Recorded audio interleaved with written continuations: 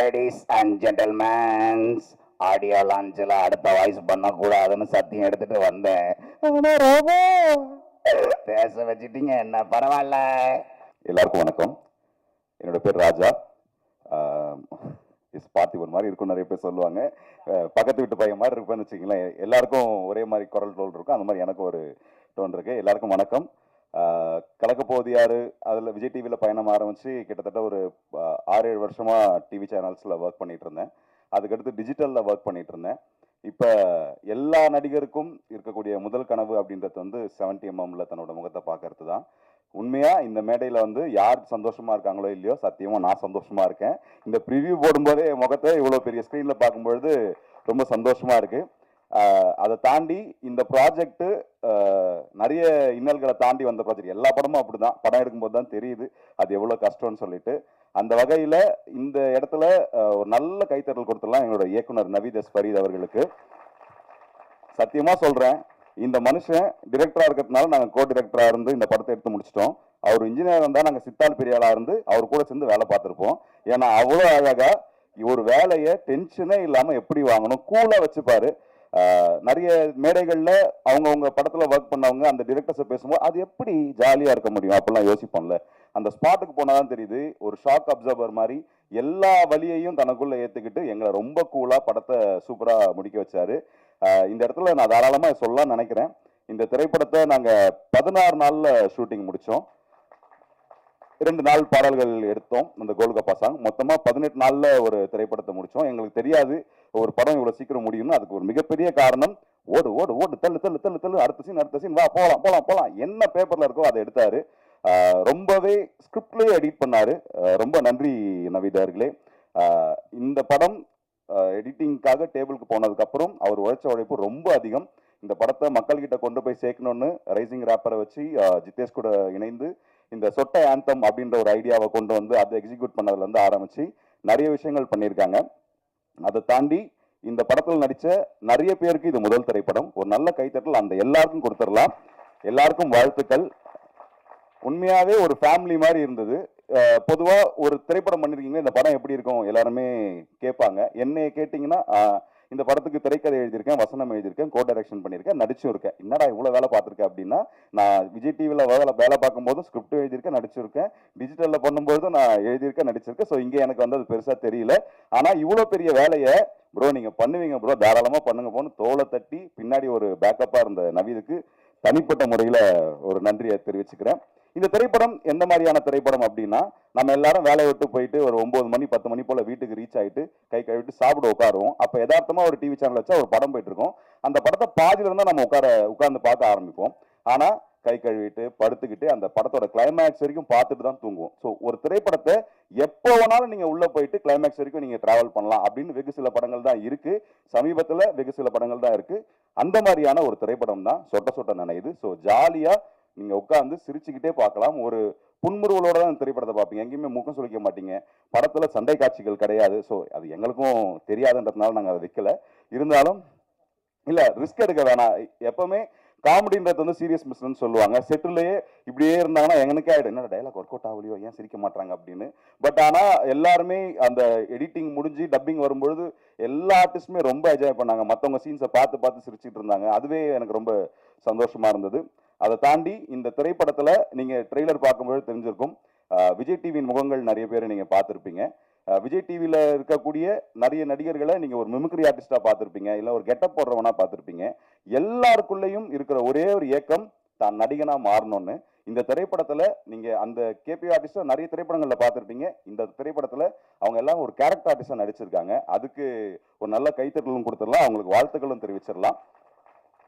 இன்னொன்று, நட்புக்காகன்னு ஒரு வார்த்தை சொல்லுவாங்க. சத்தியமா எனக்காக என் நண்பர்கள் இவ்வளோ வருவாங்க, ப்ரோ உங்களுக்கு உங்கள் ஒர்த்தே தெரியல ப்ரோ, பண்ணுங்க ப்ரோ அப்படின்னு மீண்டும் எப்பவுமே டெய்லி எனக்கு சப்போர்ட் பண்ணிட்டு இருப்பாரு நவீத் அவர்கள். ஏன்னா ஒரு கேரக்டருக்கு ஆள் தேவைப்பட்டுச்சு. ஜென்ரலாக பேசிட்டு இருக்கும்பொழுது இந்த இந்த கேரக்டரை ரோபோ நான் பண்ணா சூப்பராக இருக்கும்ல அப்படின்னு பேசிட்டு இருந்தோம். கேட்டு பார்ப்போமா அப்படின்னும் ஃபோன் பண்ணா, சல்லா தம்பிக்காக பண்ணாமல் யாருக்குப்பா பண்ண போறேன்னு உடனே வந்தார். ரோபோ சங்கரன் மட்டும் இல்லை, புகழ் இந்த படத்துல ஒரு கேமியோ பண்ணியிருக்காரு. மச்சான் உனக்காக வரண்டா அப்படின்னாங்க. வினோத் இதே வார்த்தைகள் தான் தொடர்ந்து கேட்கும் பொழுது இத்தனை வருஷமா இந்த ஃபீல்ட்ல இருந்து நண்பர்களை சம்பாதிச்சிருக்கோம். நல்ல நடிக்கும் நண்பர்கள், அதாவது நட்புன்னு சொல்லி நடிக்காம நட்புக்காக அந்த நடிக்கிறதுன்னு ஒன்று இருக்கு இல்லையா, அப்படி நிறைய பேர் இந்த படத்தில் நடிச்சிருக்காங்க. அவர்களுக்கு என்னோட வாழ்த்துக்களும் நன்றிகளும். அந்த ரஞ்சித் உன்னி இந்த விழாவின் நாயகன். ஒவ்வொரு சாங்கும் ஒவ்வொரு வெரைட்டியா இருக்கும். உங்களுக்கு சர்ப்ரைஸ் எலிமெண்டா இன்னைக்கு ஜூக் பாக்ஸ்ல இன்னொரு சாங்கும் இருக்கு, ஒரு சூப்பரான சாங். அதை நீங்க தனியா ஹெட்செட் போட்டு கேளுங்க. உங்க மனசுக்குள்ள வலிகள் இருந்ததுன்னா அந்த பாடல் அந்த வலிகளுக்கு ஒரு தைலமாவது இருக்கும். ஏன்னா சூப்பரான ஒரு சாங், அதை நாங்கள் ஒரு ஹிடன் ஜெம்மா வச்சிருக்கோம். அது மட்டும் இல்லாம இந்த படத்துல பேக்ரவுண்ட் ஸ்கோர் சூப்பரா பண்ணியிருக்காரு. ஏன்னா நீங்க தியேட்டர்ல பார்க்கும்பொழுது ரொம்ப உங்களை என்கேஜ் பண்ற மாதிரியே இருக்கும். ஸோ நல்ல ஒர்க் ப்ரோ, தேங்க்யூ. அண்ட் எனக்கு ஒரு மனுஷனுக்கு வந்து ஒரு மிகப்பெரிய நன்றி சொல்லணும். இன்னைக்கு நான் இங்க நின்று நான் மேடையில பேசுறேன் அப்படின்னா அங்கிருந்து ஒருத்தர் என்னை பார்த்துட்டு இருக்காரு. அவர் தான் நான் காலேஜில் ஸ்டேஜ் ஏறும் பொழுது அவர் டைலாக் சொல்ல சொல்ல நான் எழுதுவேன். இன்னைக்கு சொட்ட சொட்ட படத்துக்கு நான் எழுதியிருக்கேன். எனக்காக வந்து உட்கார்ந்துருக்காரு என்னோட ஆசான், என்னோட குருநாதர், என் அண்ணன் கல்லூரி வினோத் அவர்கள். குருநானக் காலேஜில் என்னோட சீனியர். அவரோட எல்லா பயணங்கள்லையுமே ரொம்ப சப்போர்ட்டிவா எங்களுக்காக நிறைய வார்த்தைகள் சொல்லிகிட்டே இருப்பாரு. இன்னைக்கு ட்ரெய்லர் பார்த்த உடனே எனக்கு விஷ் பண்ணார். எனக்கு இதை விட பெருசாக எதுவுமே இல்லை. ஏன்னா எப்படி ஈன்ற பொழுதும் தன் மகனை சான்றோனை கேட்ட தாயின்வாங்களோ அதே மாதிரி தான் எனக்கு ஒரு அண்ணன். அவர் முன்னாடி ஆனால் நான் ஒரு படம் பண்ணியிருக்கேனே அண்ணே, உங்கள் தம்பி நானும் வந்துட்டேனே. ஏன்னா 2017 சர்வசுந்தரம்னு ஒரு திரைப்படம். அந்த திரைப்படத்தில் அண்ணனும் ஒர்க் பண்ணாங்க, நானும் ஒர்க் பண்ணேன். அண்ணன் அதுக்கு முன்னாடி நிறைய திரைப்படங்கள் ஒர்க் பண்ணியிருந்தாங்க. அவங்களுக்கு சினிமா வந்து பழக்கப்பட்டது. எனக்கு சினிமா அதான் ஃபர்ஸ்ட். அன்னிலிருந்து ரொம்ப வருஷமா ஏங்கிட்டே இருந்தேன். ஒரு படம் பண்ணிட்டோம், வரல. பட் எஸ், ஒரு திரைப்படம் வராமல் இருக்கிறதுக்கு 1000 காரணங்கள் இருக்கலாம். ஒரு நடிகனா ஒரு ஏக்கம் மட்டும் இருந்தது. அந்த ஏக்கம் இந்த மேடையில் இன்னிலிருந்து அது அழிக்கப்படும்னு ஒரு நம்பிக்கை எனக்கு இருக்கு. ஸோ இந்த திரைப்படத்தில் ஒர்க் பண்ண சில பேரை நான் யாரையும் சொல்லலை அப்படின்னா மன்னிச்சிருங்க. ஏன்னா எல்லாருமே ஒரே டீம் தான். நம்ம நாமளே வாழ்த்துக்கிறதுன்றது நம்ம எப்போ ஒவ்வொரு மூச்சிலும் இருக்கும். வாழ்த்துக்கள் அனைவருக்கும். நன்றி, தேங்க்யூ. அண்ணா மிமிக்ரியா என்ன கேபிஐ சாம்பியன்ஸ் மாதிரி ஆக்கிடுவீங்களா இருக்கேண்ணே? இல்ல வந்த உடனே ஜெனரலா பார்த்திபன் சார் அப்படின்ட்டீங்களே, அது இயல்பா வருது. ஸோ இந்த மேடையில் பார்த்திபன் சார் அவர் வந்து நம்ம படத்துக்காக பேசியிருந்தா. எல்லாருக்கும் வணக்கம். வணக்கம் சொன்னோடனே சிரிக்கிறீங்க. வணக்கம்னு திரும்பி சொல்லணும். பரவாயில்ல, நீங்க திரும்பி சொன்னீங்கன்னா பின்னாடி ஒருத்தர் இருப்பாரு, அதனால முன்னாடியே சொல்லுங்க. எல்லாருக்கும் வணக்கம். இந்த திரைப்படத்தோட பேரு சொட்ட சொட்ட நினையுது. ஆனா படத்துல உங்களை எங்கேயுமே நினைய வைக்காது. சிரிச்சு சிரிச்சு சந்தோஷமா இருப்பீங்க. ஜாலியா வாங்க, ஜாலியா போங்க. ஜாலியா இருக்கணுன்றதுக்காக வேற ஒருத்தவங்க கூட போயிடாதீங்க. நீங்க வந்தவங்களோடய போங்க. நன்றி, வணக்கம், தேங்க்யூ, பாய். ஸோ ஏமா நிறைய ஞாபகம் வச்சிருந்தேனே, பட்டுன்னு ஒரு வாய்ஸை கேட்டு முடிச்சு விட்டீங்க. அண்ட் எம்ஆர்ஆ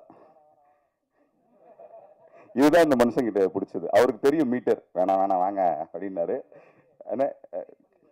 அப்படியா எங்க இயக்குனர் சொல்லிட்டாருன்னா தட்டுறதுக்கு ஒன்றும் இல்லை. கடைசியா ஒரே ஒரு விஷயம் பேசணும். அதை நான் அண்ணன் கிட்டதுக்கு எம்ஆர்ஆ வாய்ஸ்ல பேசுறேன். லேடிஸ் அண்ட் ஜென்டல்மேன்ஸ், ஆடியோ லான்ச்சில் அடுத்த வாய்ஸ் பண்ணக்கூடாதுன்னு சத்தியம் எடுத்துட்டு வந்தேன். பேச வச்சுட்டீங்க, என்ன பரவாயில்ல. அண்ட் இந்த திரைப்படத்தை இங்க வந்திருக்கிற எல்லா மீடியா நண்பர்களும் மக்கள் கிட்ட கொண்டு போய் சேருங்க. அது நடந்தாலே போதும். ஏன்னா யாரோ பேசும்போது கேட்டேன், 1,00,000 பேர் தேட்டருக்கு வந்து பார்த்துட்டாங்கன்னா படம் சேஃப் அப்படின்னு சொல்லிட்டு. நீங்க தேட்டருக்கு வந்து பாருங்க, ஓடிடியில் வந்தாலும் பாருங்க, ஓட்டி பாருங்க. ஆனா வாழ்க்கையில் ஒரு வாட்டியாவது எங்களுக்காக சொட்ட சொட்ட நினைவு பாருங்க. நன்றி, வணக்கம், தேங்க்யூ, பாய்.